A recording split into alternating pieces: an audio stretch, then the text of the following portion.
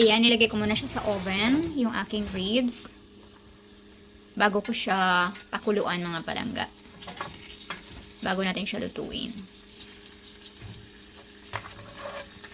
So, that's so good. Ayan. So, this is my beef ribs. Ito na yung ating beef na ni-roast natin like an hour.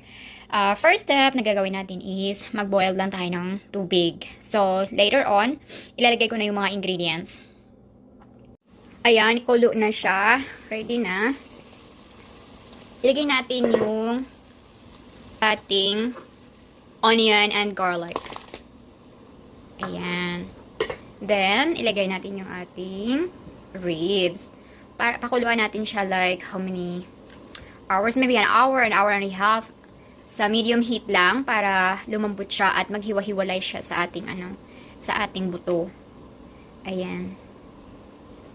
In medium heat lang. So, yan muna.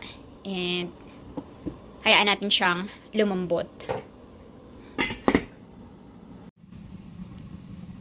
Nakulo na siya like 15 minutes at kulong-kulo na. Lalagyan natin siya ng patatas. Lalagyan ko siya ng patatas para yung patatas is lalapot siya sa sabaw natin later. Palalambutin ko siya, dudurugin ko yan. Para yung sabaw natin is malapot mamaya. So, ito yung iba nating mga ingredients. Ito yung iba kong mga ingredients palangga. Meron akong green beans, meron akong scallions, carrots, meron akong chili dyan, tapos 2 tomato, potatoes, and bok choy sa Chinese, tawag nila dyan. Or parang pechay, baga siya na maliliit lang. Pero, at nakalimutan ko pala, ang ating iba pang ingredients ay fish sauce, mga palangga. Kailangan natin ng fish sauce, tapos salt and pepper. Nakalipas na yung 1 oras. Ito na yung kalagayan ng ating binuboiled na ribs. Ayan. So, ilalagay ko yung kamatis. Yung buong kamatis. Yung 2 buong kamatis. Mga palangga. Ayan. Hayaan ko siyang kumulo dyan. Or lumambot dyan. Kasi mamaya, dudurugin natin yan oras nang mag-serve na tayo. So, ayan na yung sitwasyon ng ating beef. Mga palangga. Ilalagay ko na yung ating fish sauce. Tapos, pepper.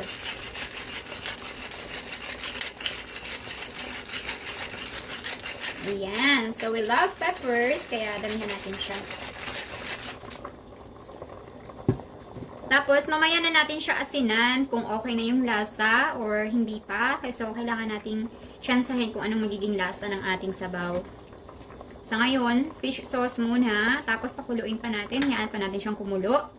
Then, dagdagan na lang natin ng asin. Pag okay na siya. Ilagyan na natin yung ating patatas. Pwede na siguro. Para lumambot pa siya. Ayan.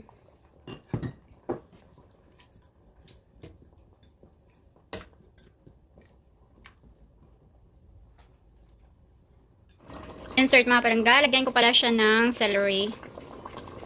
Ayan.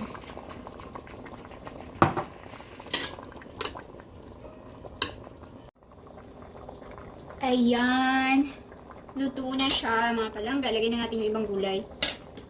Ilagay ko na yung aking scallions.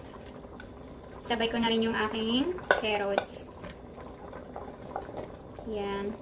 Mamaya-maya na to. At saka yung chili. Kasi ayoko na malata or madurog yung ating gulay. Gusto ko half cook lang sila. So, mga 4 minutes siguro.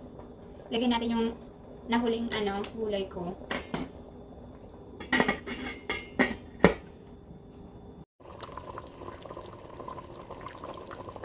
So, ayan na yan mga palangga. Nailagay ko na yung aking sili na hindi ko nakuha na ng video. Pero hayaan nyo na.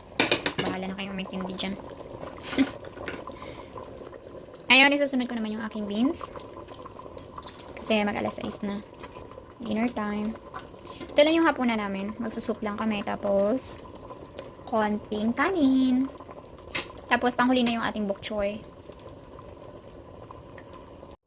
So, ilagay ko na yung aking bok choy kasi natatakot ako baka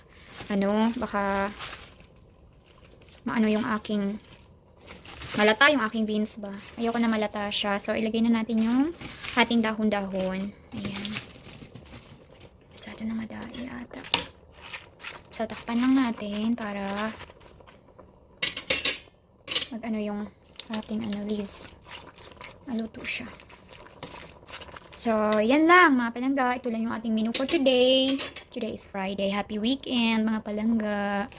And this is Precious Honey saying keep safe everyone and I love you all.